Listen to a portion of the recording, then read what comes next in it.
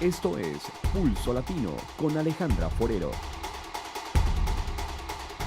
Gracias por continuar en sintonía de Pulso Latino. Esta mañana la Fundación Panos Comunidad tuvo el grato placer de presentar el nuevo logo en la Fundación. En compañía del ministro de Asuntos Sociales, Paul Cruz, y personas encargadas con la Fundación Panos Comunidad, hablaron acerca de la importancia de plataformas como esta para nuestra comunidad. La Fundación Panos Comunidad, durante una conferencia de prensa hoy en la mañana en presencia del ministro, anunció el lanzamiento del nuevo logo de la Fundación.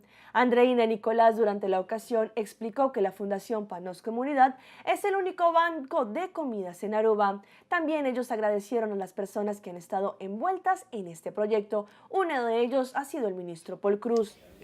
Bueno, la Fundación Panos Comunidad fue establecido en realidad como ¿cómo se dice?, un banco de comidas para ayudar a la gente en necesidad. Eso ya llevamos, yo creo que unos 6 años haciendo.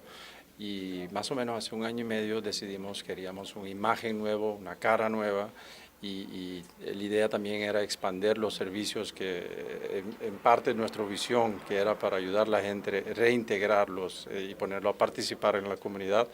Decidimos con una cara nueva para introducir esos servicios nuevos y crear así una imagen nueva para la fundación. Allí, durante la presentación de este logo, hablaron de los servicios que se prestan en la Fundación Panos Comunidad y también de la importancia de tener este tipo de plataformas que buscan la mejoría de nuestra sociedad.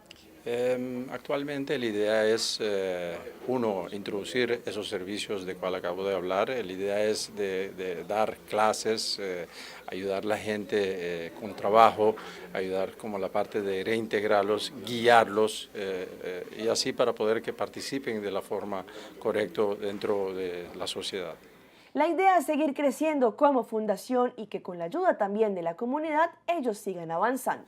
Y la idea es que pronto vamos a tener un evento grande para poder recaudar los fondos, para poder comprar un edificio, porque actualmente estamos alquilando ese edificio y los dueños lo quieren vender. Entonces esperamos apoyo de toda la comunidad de Aruba que nos ayude con esto.